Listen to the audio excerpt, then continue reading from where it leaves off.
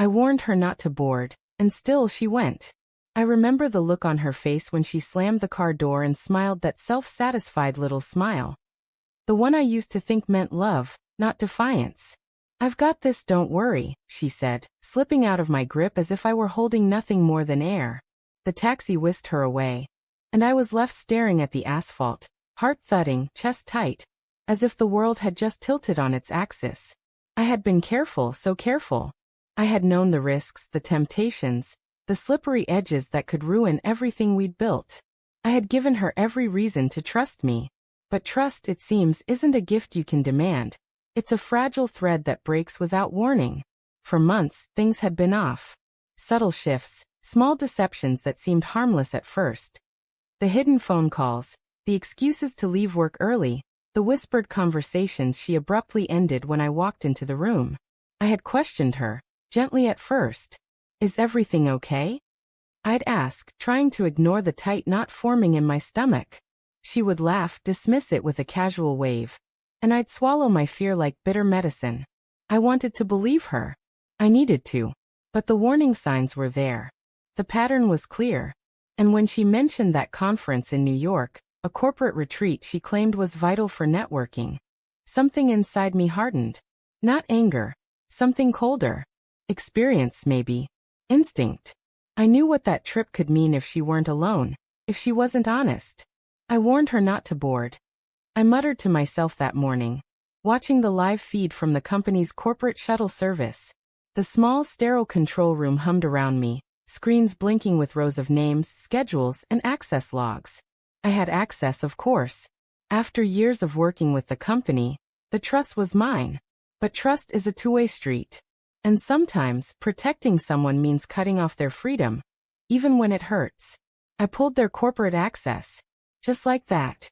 The click of the keys was louder than I expected. Heart racing, I leaned back in my chair, staring at her name on the manifest. It was like severing a thread that had been holding us together. "You can't go," I whispered, almost like pleading with her through the miles. But the truth was harsher than that. I wasn't protecting her from the airport, from the plane, from some abstract danger. I was protecting myself from what I already knew was coming. The first wave of disbelief hit when she called, her voice sharp, accusing. "Why can't I log in? What did you do?" I hesitated, measuring my words. Every fiber of me screamed to tell her to be honest, to explain, to fix what was unraveling. But the damage had already begun. I had to. I said finally. I couldn't risk it. Not this time. Her laughter, cold and thin, sliced through the phone. "Not risk it? You mean you don't trust me? After everything?" "Not everything," I corrected softly, though my throat was dry. "Not when I see the same pattern repeating. Not when I feel like I'm losing you." There was silence on the line. Then she hung up. The first real, gut-wrenching silence since the beginning of this nightmare. For days afterward, I replayed every conversation, every glance, every lie I might have overlooked. I became a detective in my own home, tracing the outlines of deception with a precision that frightened me. And then I found it. The emails, the messages, the flights she booked under an alias, the late-night meetings that never existed. My hands shook as I read them. Not from fear but from a sorrow that clutched at my chest like a vice. The betrayal wasn't abstract. It was tangible, concrete, a living thing that had grown in the shadows of our marriage. I wanted to confront her, scream, demand an explanation. But part of me, maybe the part that still loved her, wanted to understand why. Why she risked everything. Why she chose the thrill of secrecy over the comfort of honesty. When she finally came home, the tension in the air was palpable. She tried to act casual, breezy even, like the past week hadn't been a hurricane ripping through our lives. I didn't let her. "Did you think I wouldn't notice?" I asked quietly, standing in the doorway, eyes locked on hers. She blinked, startled. "Notice what?" I shook my head, disbelief twisting into pain. "The flights. The messages. The lies. Everything you did while pretending you were working late, networking, caring about us." Her face flushed, a mixture of guilt and defiance. It wasn't like that.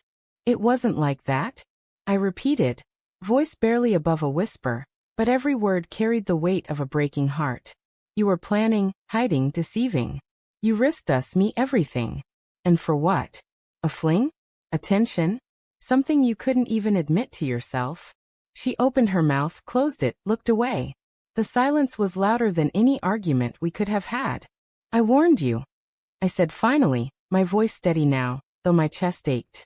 I pulled your access because I saw it coming. Because I thought, maybe if I stopped you we could still have a chance. Her eyes softened then, but not in remorse. More in the realization that the game was over. That the walls she had built between us were collapsing. I didn't think you'd. I didn't expect you to do that. I did it because I loved you. I admitted, the words raw and unpolished. And now I see that love isn't enough when trust is gone. The room felt impossibly small. The air thick with the weight of unsaid words and shattered illusions. We had loved, yes, but we had also deceived, withheld, and hurt. I realized then that love is never enough to protect you from betrayal. Only truth can. And she had chosen a path that left the truth behind. In the days that followed, I took space. She tried to explain, begged, cried, and offered reasons that rang hollow against the evidence of her betrayal. I listened, sometimes with patience, sometimes with bitterness, trying to reconcile the woman I loved with the choices she had made. But reconciliation was not immediate. It may never be. Trust, once fractured, is a puzzle missing pieces you may never find. Yet even in the heartbreak, I felt a strange clarity. I understood that love isn't possession, isn't control, it's recognition. Recognition that sometimes the person you want beside you is not the person you actually have. And that's the cruelest part of betrayal. It doesn't just break your heart, it breaks your expectations, your illusions, your very sense of reality. One evening, weeks later, she approached me. Tentatively, softly. Can we talk? I looked at her, really looked, and for the first time, I saw the fear, the shame, the realization that her actions had consequences far beyond her own desires. I nodded, not because I had forgiven her, but because I had understood something essential. Closure isn't about punishment, it's about truth. I made mistakes, she said, voice trembling. I was selfish. I didn't think about us, about you. I know, I said simply. And I don't know if we can go back to before. But I do know I needed to see the truth, even if it hurt more than I ever imagined. She swallowed hard. I'm sorry. I wish I could take it back. Some things can't be taken back, I replied. But some things can be learned from. That's all I ask.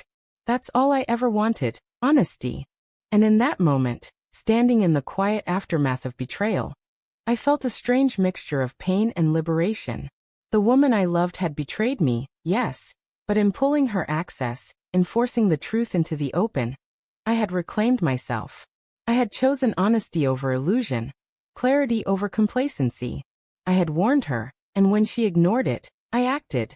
Not to punish, but to protect the part of me that still deserved truth. Sometimes love isn't enough. Sometimes you have to choose yourself, even when your heart is breaking. And that was the hardest lesson I would ever learn.